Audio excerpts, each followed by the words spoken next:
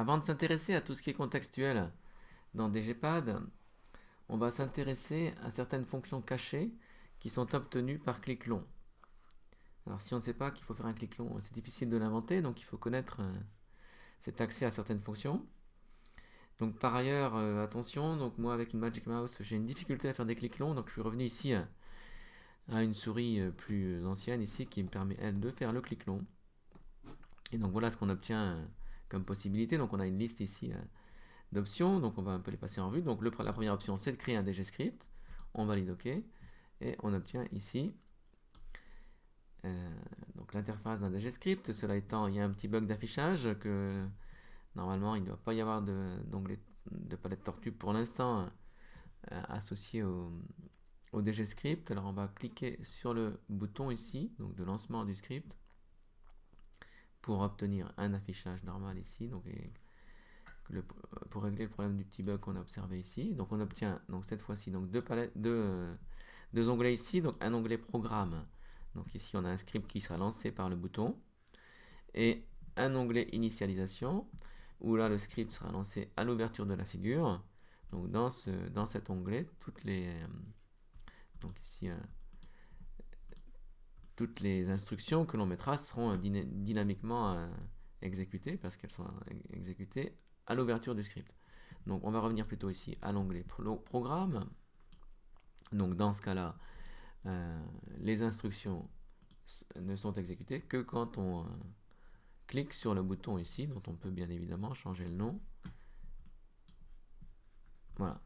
Alors, on observe que ici on a une interface de type Blockly, donc une interface de programmation visuelle par bloc, avec voilà, maintenant c'est devenu assez classique cette façon de programmer, en insérant des blocs les uns dans les autres, comme dans Scratch, à ceci près qu'on est ici avec une interface de type Blockly.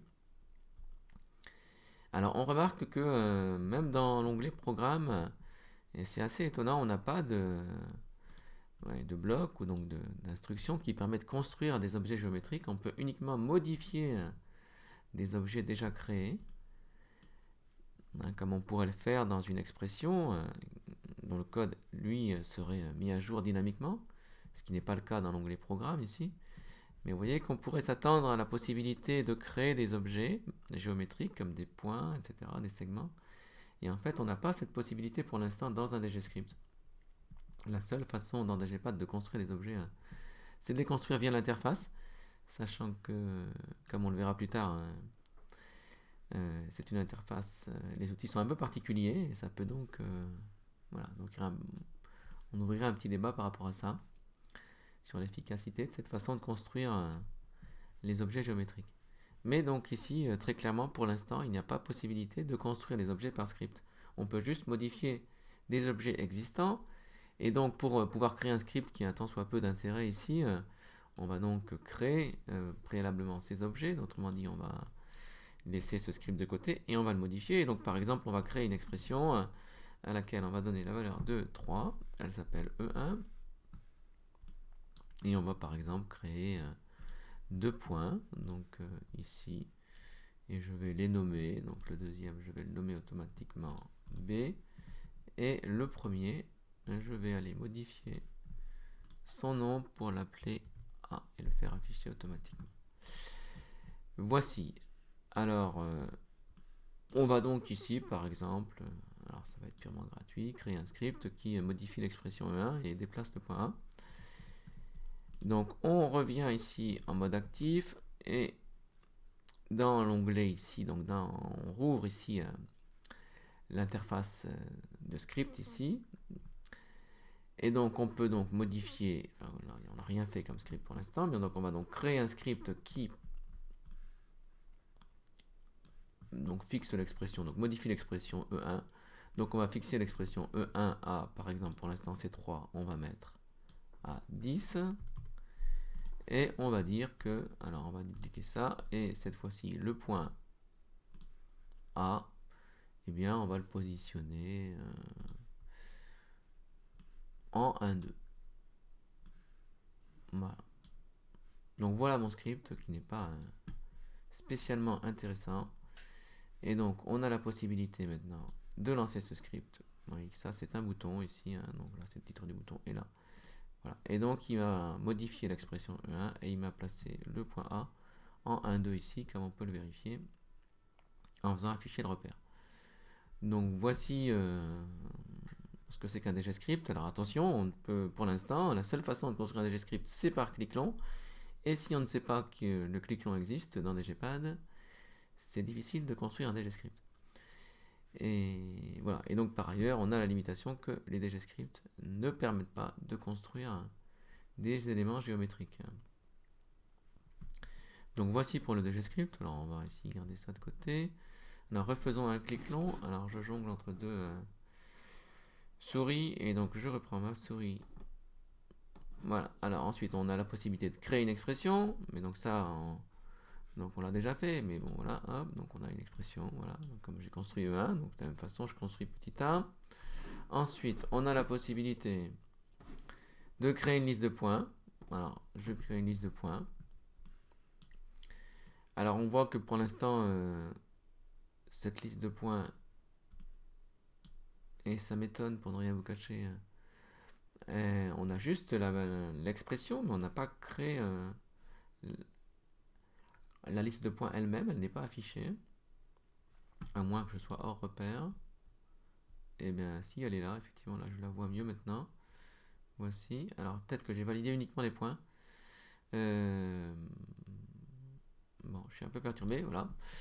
Là on voit qu'ici, alors cette liste elle est là, elle a bien été créée, mais effectivement là on n'a pas affiché les segments. Bon, donc on va modifier l'apparence ici de cette liste de points. Alors oui, alors je peux modifier la taille des... Mais non, mais là je suis sur l'expression. Donc vous voyez, je suis sur l'expression, mais là je veux modifier la liste de points elle-même. Voilà.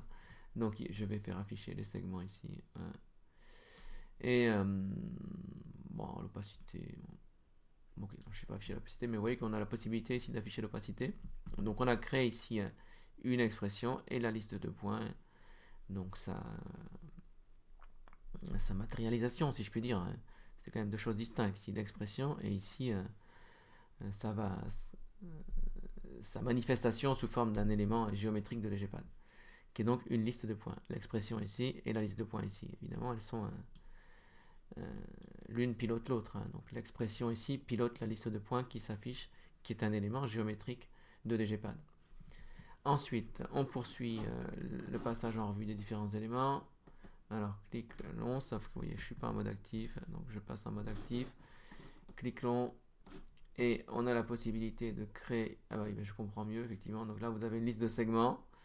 Donc, je comprends, voilà, on comprend mieux pourquoi là, il n'avait affiché que les points, mais quelque part, c'est un peu la même chose. Hein. Donc, on va cliquer, et là, donc cette fois-ci, j'ai cette liste ici. Et on affiche la liste de points avec les segments. Alors, vous remarquez qu'elle est fermée parce que le premier point est égal au dernier point. Quand on observe ici, on voit que alors on voit pas grand chose ici, mais que le dernier point ici, là, moins 1,46, et bien c'est pareil, ici ça a été arrondi lors de l'affichage. Hein. Mais donc le premier point de la liste, c'est pareil que le dernier point de la liste, donc on obtient une courbe fermée. Voilà, ce qui explique ce qui est assez étonnant ici, que pour qu'on a créé une liste de points quand même particulière, à savoir une liste de points dont le premier est égal au dernier, autrement dit, ce qui se traduit par un polygone. Donc voici, alors on poursuit toujours avec le clic long, et toujours sauf qu'il faut d'abord activer pour passer en mode actif, clic long. Alors on a fait une liste de points, une liste de segments, ensuite on peut créer un curseur entier, alors là on va créer un curseur comme on l'a déjà fait. Alors j'ai créé en plus un point, ce que je voulais pas, alors je vais le supprimer. Voilà, alors vous voyez que par défaut, alors, donc il m'a créé donc en utilisant donc le clic long, on me crée un curseur directement dont l'incrément a été mis à 1. Donc si on va voir l'incrément de ce petit curseur ici, on peut voir que voilà, il m'a mis un incrément à 1, donc c'est pratique parce qu'on n'a pas à le faire à la main. Mais voilà, on pourrait partir d'une expression comme on l'a fait en utilisant ce bouton et ensuite en modifiant ses propriétés dans l'onglet ici avec une roue roue dentée qui me permet de modifier les propriétés de l'élément. Je poursuis. Alors, après, donc le curseur entier, on va avoir le curseur continu. Le curseur continu. Alors, j'ai créé un point. Vous voyez, c'est pas ce que je voulais. Moi, je voulais créer. Je voulais faire un clic long. Voilà. Alors, nous avons une liste de segments, un curseur entier, un curseur continu. Alors, pareil, sauf que vous voyez, là, ici, l'incrément n'est pas fixé. Donc, en fait, il fait un peu. C'est continu. Voilà. Donc là, compte tenu de la rendu, il m'affiche ça, mais en fait, c'est un. L'incrément ici n'est pas fixé, comme on pourrait le voir ici. C'est un incrément libre. Donc, oui, qui est adapté en fonction de l'échelle que j'ai utilisée. Voilà. Ensuite, on poursuit. Dernière chose. Alors, là encore, j'ai fait un point. Clic long. Et enfin, on a le widget d'édition. Alors, on avait vu dans le précédent tuto les widgets, là. Et donc là, ici, c'est un widget particulier qui est intéressant et important, ce widget d'édition. Alors, voici ce widget. Alors, il peut un peu surprendre au départ quand on ne voit pas un peu ce que peut faire le widget. Et donc, ce widget, il me permet de modifier une expression dans une interface qui est plus agréable que la ligne. Vous voyez, par exemple, si on veut modifier cette expression-là, voilà, alors je vais cliquer. Alors, soit je clique sur l'expression ici et je valide, soit je clique sur la calculatrice, puis sur l'expression, avec le même effet, à savoir qu'on a cette barre ici. Vous voyez, c'est pas particulièrement agréable à observer, on a tout sur une ligne, etc. Et donc moi on préfère dans certains cas, en particulier quand on a un script, on va le voir avec par exemple le script qu'on avait fait là avec le cœur de tournesol. On va faire la manip là juste après. Mais vous voyez qu'ici je peux obtenir ici ce que j'ai dans cette zone ici, sous forme d'une text area. Et donc ce sera plus agréable à utiliser. Donc par exemple ici, si je veux réobtenir ça ici, alors j'utilise le widget d'édition, je clique ici et c'est ça que je veux, et j'édite l'objet, et vous voyez qu'ici j'ai donc ce qu'on avait dans la zone qui correspond à la valeur de l'expression ici, on la retrouve ici. Alors c'est surtout important ou intéressant quand on a un script, et donc par exemple, on va faire la manip, tiens. On va tout effacer. Alors je vais garder le widget, mais on va tout effacer. Donc on efface toute la construction, on va aussi effacer le widget. Donc on va recréer le widget. Et alors on va refaire le tournesol là et voir dans quelle mesure ça peut être intéressant. Alors il faut aller retrouver voilà, c'est ici, voilà. On avait dit que voilà, alors ici on a la figure du tournesol, du cœur de tournesol ici. Et son code, je peux l'avoir ici. Mais vous voyez que ce code n'est pas particulièrement intéressant, enfin, est difficile à manipuler sous cette forme, sous une seule ligne. On aimerait bien avoir les retours à la ligne. Alors ici possible une coloration syntaxique qu'on n'aura pas dans le widget, mais bon, en gros on aura quand même plus de confort à travailler dans un text area, dans une zone de texte plutôt que sur une ligne comme ça. Donc ce qu'on va faire, c'est qu'on va copier ça ici. Donc on revient ici, hop, on va sélectionner ça et le copier en vue de le réutiliser dans DGPad ici. Alors je sais qu'il me faut créer, alors on va réutiliser le clic long, là c'est l'occasion d'utiliser.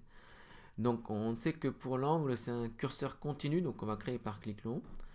Donc on va créer un curseur continu.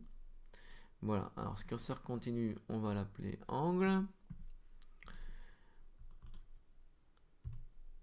parce qu'on sait que dans le script il s'appelait comme ça.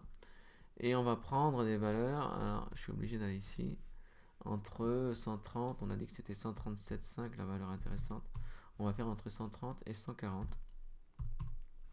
On valide. Et ensuite, donc on a une valeur entre 130 et 140. Et ensuite, il faut un curseur entier qui donne le nombre de points, qu'on va prendre par exemple entre 100 et 300. Donc on refait un clic long. On n'est pas en mode actif. Donc on refait un clic long. Et on fait un curseur entier et n. Alors cette fois-ci c'est bon, c'est le nom que je voulais. En revanche, on va faire entre 200 et 300 par exemple. Voilà. Et on valide. Voici pour le nombre de points. Alors, je veux mon expression ici, donc je crée enfin l'expression dont j'ai copié le code dans le presse-papier. Donc ici, on fait CTRL-V pour avoir ce code. Et on sait que dans la formule, là, on avait vu qu'on avait dû faire un passage, on avait dû adapter donc pour que l'angle soit en radian. Autrement dit, on veut que le cosinus ici soit en radian. Donc, on va ici cocher radian avant de valider la liste de points pour dire qu'effectivement le cosinus, je le veux en radian parce que la manip a été faite ici pour utiliser des angles radians. Et donc, voici. Et on obtient donc l'expression et la liste de points correspondantes ici. Voilà, donc on voit, voilà, okay, comme précédemment. Ici, la liste de points. Mais on aimerait bien donc nous récupérer le code ici qu'on a, donc, dont on sait qu'il y a une partie JavaScript avant donc l'affichage de la liste ici, enfin avant le code proprement dit, donc la valeur de la liste, donc la liste de points qui après se traduit ici par cette liste de points géométrique. Et donc le widget d'édition va me permettre d'avoir plus de confort sur ce code. Donc on va refaire un clic pour obtenir le widget. Alors toujours pareil, il faut repasser en mode actif et ensuite faire un clic long pour obtenir le widget d'édition que voici. Et donc cette fois-ci, comme objet, je vais sélectionner cette expression dont je veux éditer. Et vous voyez qu'ici, alors c'est pas non plus le Pérou, hein, mais quand même on a la possibilité de faire des retours à la ligne. Alors on a un peu plus de confort. C'est pas encore formidable, enfin, vraiment. C'est pas encore l'idéal, je pense que ça pourrait être un peu amélioré, mais vous voyez qu'on a la possibilité de... Voilà, on a une zone de texte, donc c'est plus agréable que, effectivement, la ligne juste de l'expression pour modifier l'expression, la valeur de l'expression. Donc voici pour le widget de l'édition. Le widget d'édition. Alors pour supprimer cet objet, vous voyez, on se demande comment on peut faire pour supprimer ce widget. Et bien, comme c'est un widget, on utilise l'outil widget qui est ici et on sélectionne les widgets et là on a la possibilité de le supprimer. Voilà, ici. Pour donc ces éléments, tous ces outils cachés obtenus par un clic long. Et en particulier le DGScript, et donc c'est la seule façon d'obtenir un DGScript, c'est le clic long. Et pareil pour le widget d'édition, alors à moins de le faire soi-même, mais ce serait quand même difficile à faire soi-même. Donc voici. On va donc maintenant passer, comme annoncé, à tout ce qui est contextuel. Bon, donc on va supprimer ça. Okay. Je supprime ça, alors j'y reviendrai, on va le programmer ensuite différemment. Bon, je supprime ça. Voilà. Et je vais supprimer aussi. Moi, je supprime tout. Voilà. Alors, qu'est-ce qui est contextuel dans DGPad? Alors, commençons par l'élément un petit peu qui crée débat. En fait, ce sont les outils. Alors, vous voyez que quand on veut, alors c'est la base du logiciel ici, quand on veut créer des éléments. Alors, bon, voilà, pour créer des points, il n'y a pas de souci. On est en mode actif. Si on clique, on crée le point en manipulation directe. Donc là, il n'y a pas de souci. Alors après, c'est à ceci près qu'effectivement, on n'a pas. Alors ça peut être perturbant parce qu'il n'y a pas. On ne m'a pas indiqué que j'allais créer un point. Il n'y a pas de palette ici qui me dit ah, vous allez créer un point en cliquant. C'est par défaut le comportement du clic ici qui me crée le point. Parce que par défaut, comme si l'outil de création du point était sélectionné. Et vous voyez ici, donc maintenant que j'ai créé ces points, il y a un outil contextuel qui apparaît, qui va être en fait différents outils contextuels qui sont obtenus en cliquant sur le point que je viens de créer. Et donc vous voyez ici, tous les outils de création sont contextuels ici au point. Et donc on a la possibilité de créer les éléments auxquels on s'attend, donc segment, droite, demi-droite, milieu, symétrique, médiatrice, bisectrice, vecteur, cercle passant par un point, cercle de rayon donné, alors compas, donc cercle avec report de longueur, cercle passant par 3 points, arc passant par 3 points, polygone, angle et angle de mesure donnée. Et donc tout ça, ce sont des outils contextuels qui sont obtenus. Vous voyez ici. Et voilà, et c'est comme ça qu'on crée un segment. Et donc on va passer en revue les différents éléments ici. Donc tous les outils sont contextuels ici, par défaut. On verra qu'une fois qu'on peut créer par macro, ce sera plus contextuel, mais par défaut, les outils par défaut, donc les outils de construction sont contextuels. Ce qu'on peut, voilà, on dit que les outils sont infixés, il faut sélectionner.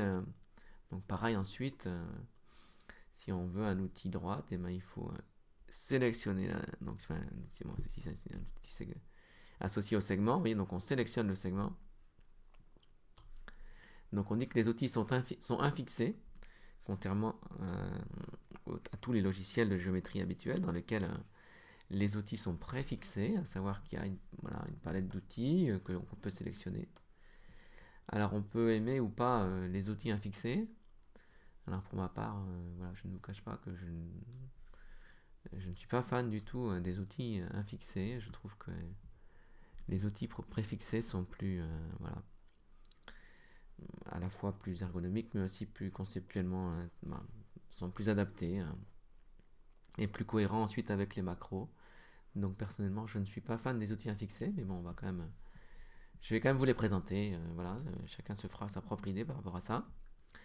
Donc ici, on a ces 3 points, et donc on va voir les différents éléments. Donc d'abord, les éléments, donc les outils infixés associés au point. Donc on a dit le segment, ensuite la droite, ensuite la demi-droite, ensuite alors le symétrique. Alors on voit qu'effectivement donc c'est symétrique par rapport au premier point, et donc on a la prévisualisation, voilà, symétrique, et voilà, donc là on a créé le point à la volée.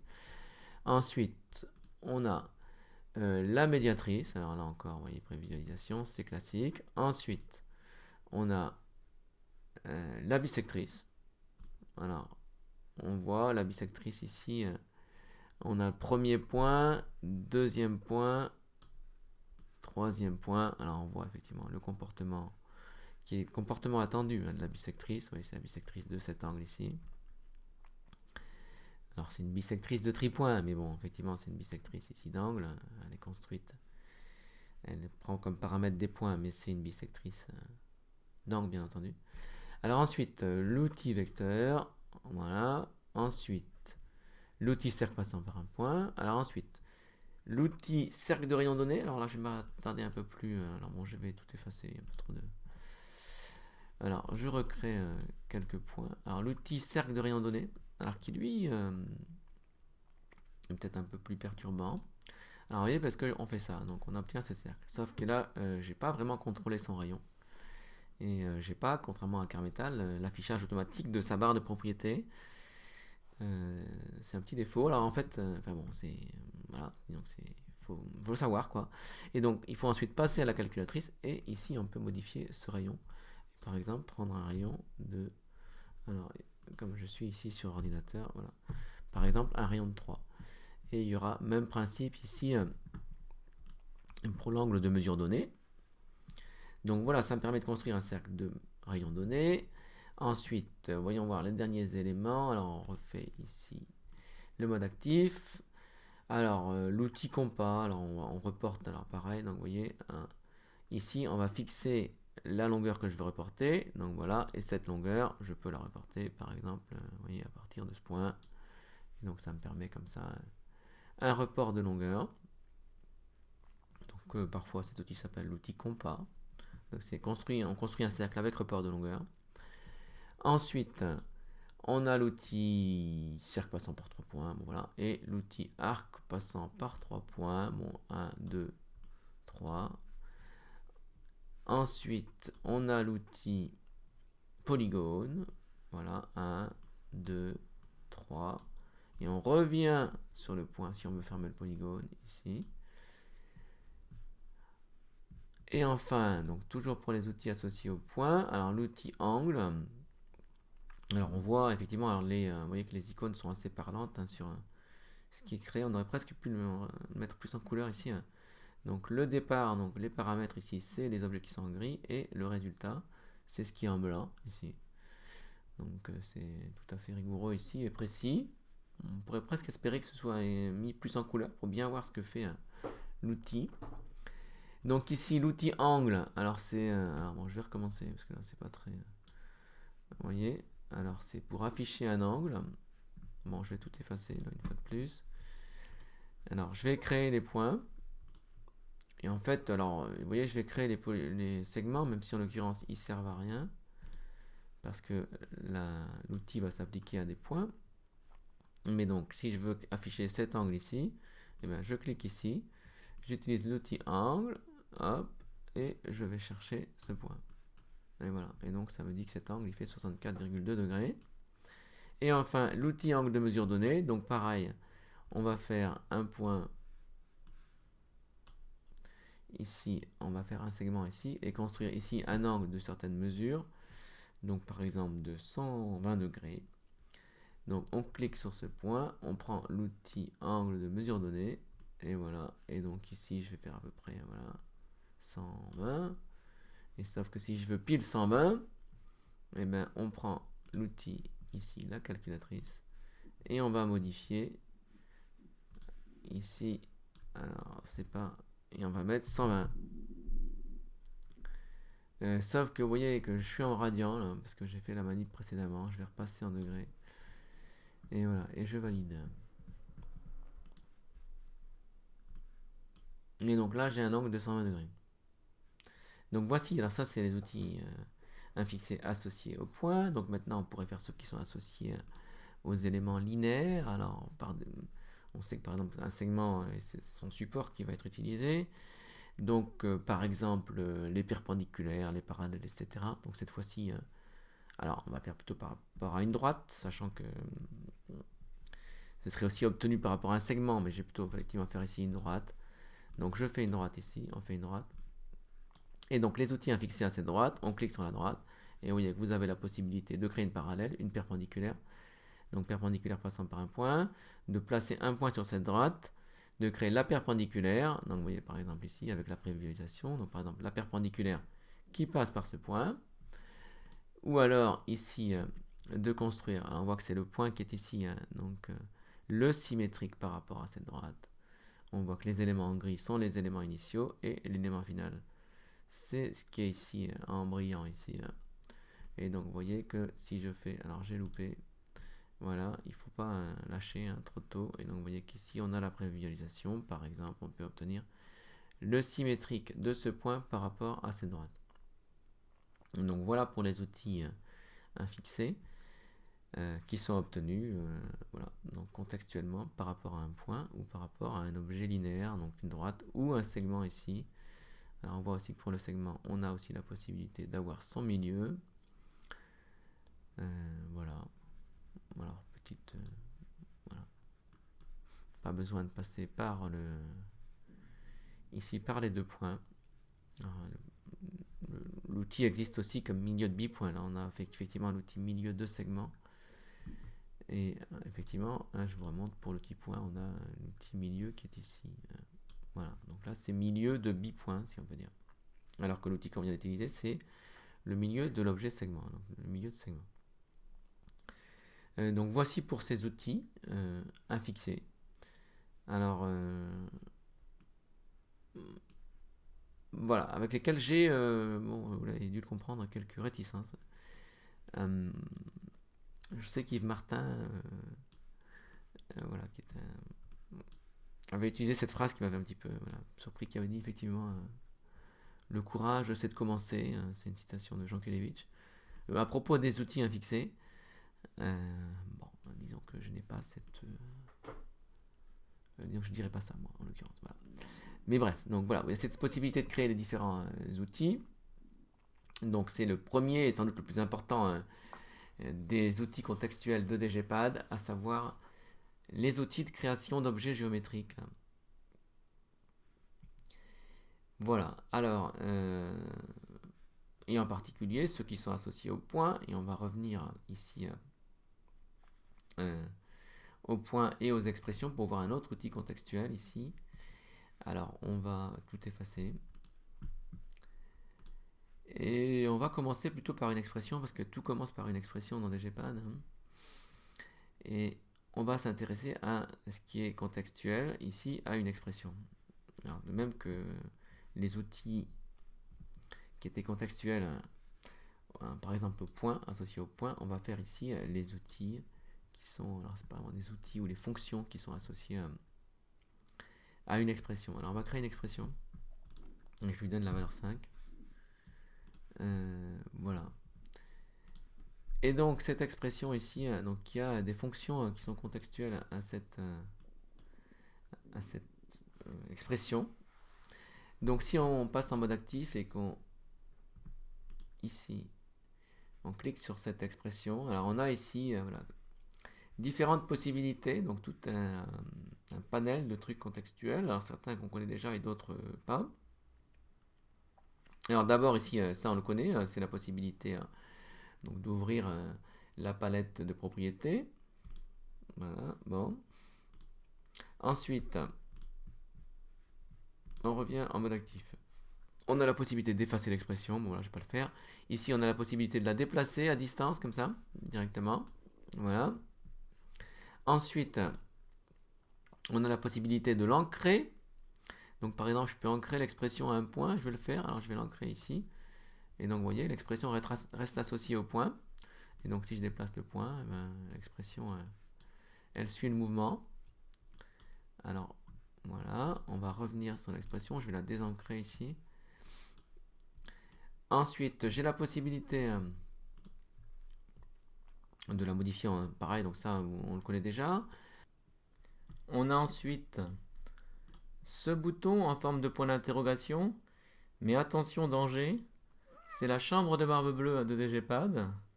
À savoir que quand on clique sur ce bouton, on arrive à une interface que personnellement je ne comprends pas et dont on est prisonnier. Donc la seule façon de s'en sortir que j'ai trouvé consiste à mettre à jour la page. Ce que je vais faire ici. Bon, évidemment, on a tout supprimé là, on a supprimé toute la figure. On va donc recréer ici une expression pour terminer ici donc l'examen des différentes fonctionnalités que voilà, contextuelles, donc liées à une expression. Alors dernière, il en reste deux. Donc ici donc d'abord le petit bouton en forme de ressort, alors qui permet de jouer une animation, d'activer une animation. Alors sur une expression, on ne sait pas trop ce que ça veut dire parce que l'expression a priori elle est fixée, ce serait plutôt valable sur un curseur. Mais vous voyez qu'on peut malgré tout voilà, activer. Alors j'étais un peu vite ici. Je vais ici, vous voyez les différentes options possibles sur l'animation. Alors ça modifie, on joue une animation sur l'expression, mais ici on n'en contrôle pas vraiment les bornes, donc c'est plutôt, voilà, ce sera plutôt plus efficace quand l'expression aura préalablement été modifiée en curseur, ce qu'on va faire ici. Donc on va ici arrêter momentanément l'expression, l'animation, et transformer l'expression en curseur. Donc dire qu'on est entre 0 et 10. Valider. Et cette fois-ci, reprendre l'animation. Alors vous voyez qu'il y a toujours la possibilité de modifier dynamiquement les choses. Alors on aurait pu même laisser l'animation active et modifier l'expression. Et donc vous voyez qu'ici, on peut même ici reprendre, vous voyez donc l'animation, la mettre ici, soit elle va faire linéairement, soit vous voyez, donc du plus petit au plus grand, du plus petit au plus grand, du plus petit au plus grand, soit effectivement en aller-retour, comme on l'a fait ici. Donc je remontre ici que, alors là ici on est en sens, un seul sens, alors que ici on est en aller-retour. Donc on peut aussi augmenter, donc en tendant le ressort, la vitesse. Donc ici on va avoir un aller-retour très rapide. Voilà. Donc comme on l'a vu ici, l'animation, on peut arrêter l'animation avec ce petit bouton qui est automatiquement placé ici, ou la rejouer. Donc voici pour ce bouton, il en reste un à voir. Alors ici j'ai cliqué à côté et donc j'ai créé un point. Et donc le dernier onglet, alors le dernier bouton, qui n'est pas le moindre, c'est ici le bouton avec en forme de pièce de puzzle, qui est le bouton bloc-clic, qui donne accès à la programmation de l'expression. Alors ici, autant pour l'animation, ça avait du sens de faire de prendre un curseur, autant pour le bouton bloc-li, donc pour la programmation de l'expression, il paraît plus logique que ce soit une expression, donc je vais retransformer en expression en enlevant les bornes ici, ce qui devrait, je pense, avoir l'effet de transformer, oui, mon expression. Voilà, donc revenir à une expression standard ici. Je vais également supprimer l'animation. Alors, comment supprime-t-on une animation? Et il faut aller dans les propriétés de l'expression ici. Et donc, l'animation qui est à 25, je vais la mettre sans animation. Voilà. Donc, cette fois-ci, je n'ai plus d'animation. On ne peut pas supprimer l'animation avec le bouton ici de suppression. Il faut aller dans les propriétés de l'objet, ici, de l'expression. Et donc, dernier bouton, donc dernière propriété contextuelle des expressions, et c'est pas le moindre, donc c'est le bouton bloc-li ici, et voilà, qui donne là encore accès à une interface de script avec, là encore, on voit un petit bug, même problème que précédemment, je dois avoir des onglets ici, donc on va cliquer sur l'expression, voilà, pour résoudre le petit bug ici. Et donc, l'expression ici vaut moins 21,45. Et on a la possibilité, dans cette fenêtre, de modifier, finalement, de prendre le pas. Donc pour l'instant, vous voyez, l'expression, elle est définie. Et on a vu qu'on pouvait avoir une... Elle est définie par ça. Bon, je vais me prendre une valeur plus simple ici. Je vais prendre 2. Voilà. Et on a vu que ça pouvait même être une expression précédée d'un programme JavaScript, ce qui permet ensuite, par exemple, de faire le cœur de tournesol. Mais si on revient ici dans l'onglet bloc-li, il faut savoir ici que cette partie peut prendre le pas sur la valeur de l'expression. C'est que si là pour l'instant elle vaut 2, mais si je décide que voilà, que avec le petit bouton on retourne, c'est qu'on va prendre le pas et on va dire, et donc là je vais lui dire dans un premier temps que elle vaut pas 2 mais elle vaut 3. Voilà. Et auquel cas, donc l'expression retourne 3. Donc c'est l'équivalent d'avoir mis 3 dans l'expression, à ceci près que ça prend le pas. La partie ici bloc-li prend le pas sur la partie programmation textuelle. Et on peut par ailleurs faire comme précédemment, c'est-à-dire voilà, faire précéder d'un programme JavaScript ici. Alors évidemment, il va être écrit ici en programmation par bloc. Et donc on pourrait fort bien, et on va le faire par exemple, refaire le tournesol, mais par ce biais ici. Donc on retournera ici la liste des coordonnées de points qui sera ensuite transformée en liste de points. Et donc avant, on fera ce qu'il faut pour alimenter correctement cette liste, mais via une programmation en programmation visuelle par bloc. Donc on va faire ça ici. Bon, donc pour l'instant, je fais ça. Alors, cette expression, alors pour l'instant, elle vaut un nombre, mais à terme, elle vaudra une liste de listes. Donc on va d'abord positionner les curseurs. Alors on a dit qu'il y avait un curseur angle continu, et alors je vais me servir du clic droit. Donc clic droit pour créer un curseur continu qui va être l'angle et qui va s'appeler angle. Et ensuite, nouveau clic droit pour créer... c'est pas un clic droit, c'est un clic long, bien sûr. Et nouveau clic long pour créer... Oui, alors je suis en mode passif ici. Nouveau clic long pour créer un curseur entier, alors qui s'appelle N, et ça tombe bien parce que je veux l'appeler N. En revanche, pour l'angle qui est ici, alors évidemment qui est trop... Pour l'angle qui est ici, on a dit que c'était 137,5 la valeur intéressante, donc on va faire entre 130 et 140. On valide. Donc voilà ce curseur ici, qui sera le curseur de l'angle. Et donc maintenant, on va donc revenir sur l'expression et programmer un retour non pas de 3, mais de la liste de listes permettant d'alimenter la liste de points. Donc, on avait dit que c'était le rayon, c'était un racine de i, donc il fallait faire une boucle. Donc on va compter avec i allant de 1 à n. Donc ça c'est le nombre de points. Alors on va d'abord créer une liste vide. Donc voilà, alors on va l'appeler, on va créer une variable point. Donc pour les points correspondants. Et donc ma liste, je vais l'appeler point. Voilà. Donc ensuite on compte avec i de 1 à n par 1. On doit ajouter dans la liste. Alors il faut racine de i, le point, comment je vais faire ça?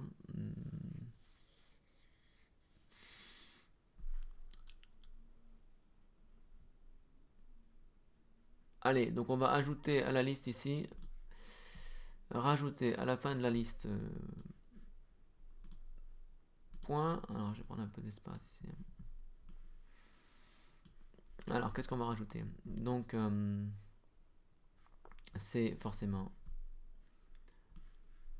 quelque chose de ce type ici. Donc un tableau, donc une liste de 2 éléments, donc ils vont être les coordonnées. Donc ça va être racine de i. Ici, ouais, je vais prendre juste directement racine de i, donc une multiplication. Alors, racine carré de i multiplié par cosinus.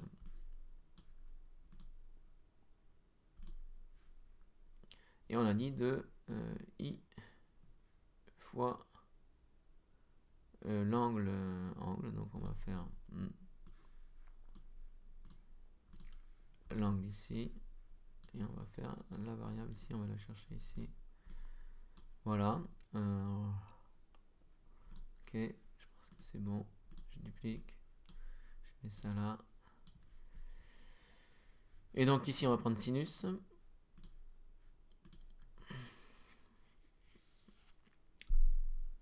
Et donc, on va retourner la liste point.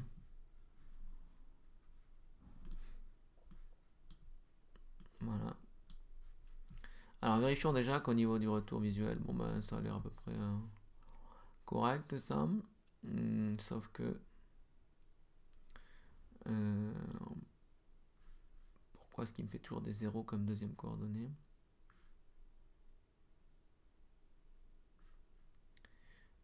Oui, parce que mon angle est à la 0, donc c'est pour ça. C'est un peu perturbant. Donc ici, voilà, c'est mieux. Bon, très bien. Alors maintenant, il faut que cette liste... évidemment, le problème, c'est que cette liste... je veux pouvoir faire en sorte qu'elle s'affiche en tant que... Alors ça, pour l'instant, c'est juste une expression. Mais je veux sa version en tant qu'objet des GPad. Et là, le problème, c'est que je ne l'ai pas fait. Et que je n'ai pas la possibilité de le faire par script, de donner la manifestation sous forme d'une géométrique de cette liste. Donc, ça ne va pas. Je vais donc créer une autre liste de listes. Et ensuite, je collerai ce code ici. Parce que vous voyez, là, je ne peux pas transformer. Donc là, j'ai une expression, mais je ne peux pas la transformer. J'ai pas la possibilité ici de la transformer. J'ai pas le bouton qui me permet de la transformer en liste de points. Donc en objet géométrique. Et il faut que je le fasse avant ça. Et donc ici, je vais commencer par faire une liste de listes. Alors, je prends n'importe quoi. Je vais juste faire un point. Voilà. Mais donc, vous voyez, comme c'est une liste de listes, même si elle contient un seul point, j'ai la possibilité de la transformer. Donc ici, la E2, là, en objet géométrique. Donc, je valide. Voilà. Alors là, on voit rien, parce qu'en fait, c'est des segments, et comme il n'y a qu'un seul point, c'est normal qu'on voit rien. Et en revanche, donc maintenant, au lieu de retourner ici, donc, parce que contrairement à la liste E1, la liste E2, elle a ça, même si ça ne se voit pas ici, elle a ça, ou elle devrait avoir, j'espère, sa manifestation sous forme d'objet géométrique, sous forme de liste de points. Donc maintenant, si on va chercher ici le code voilà, de ça, donc je vais copier tous les blocs et je vais modifier l'expression ici qui, par rapport à l'expression 1, est différente en ce sens que elle, normalement, alors on va voir, c'est le test, et bien oui, ça marche apparemment. Vous voyez que elle, effectivement, il y a la manifestation sous forme d'éléments géométriques, donc je vais supprimer la première. Voilà. Et donc, voici ma liste ici, et donc mon angle 237,5. Et alors, évidemment, il faudrait prendre un peu plus de points. Donc, pour ce curseur, alors toujours pareil ici. Alors, on va un peu, voilà. On va récapituler ensuite.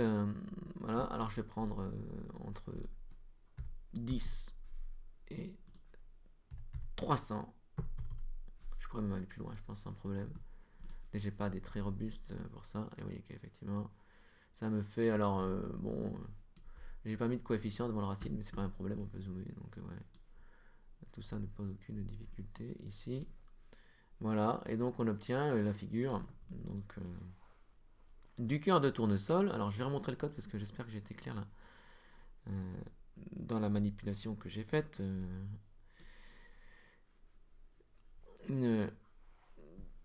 Bon, et donc on pourrait effectivement enlever les segments pour montrer que effectivement c'est bien un tournesol. Alors on va le faire aussi. Donc on va aller dans les propriétés donc, de la liste de points, liste points géométrique, et les segments on va les enlever.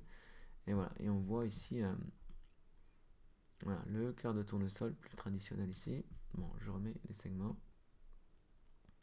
Et donc je réexplique la manipulation que j'aurais pu faire directement.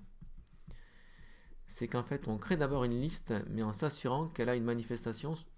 Donc on crée une expression d'abord, en s'assurant que cette expression a sa manifestation, qu'on crée sa manifestation sous forme donc, de liste de points. Donc par exemple, on crée une liste avec un seul point. Donc